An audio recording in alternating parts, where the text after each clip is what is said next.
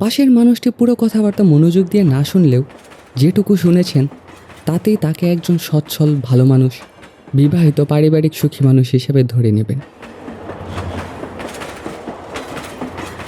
মোবাইলটা রেখে কফিল সামনের মানুষটির সাথে আলাপ জমাতে শুরু করল।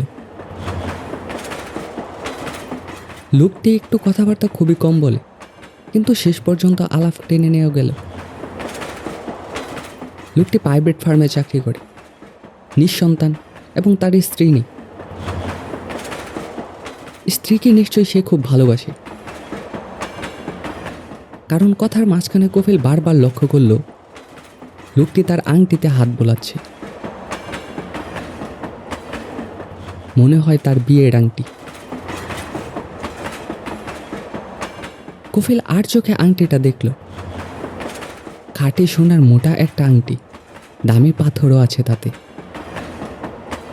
শুধু এই আংটিটার জন্য হলেও কফিল আজকে এই লোকটিকে সর্বশান্ত করতে পারে।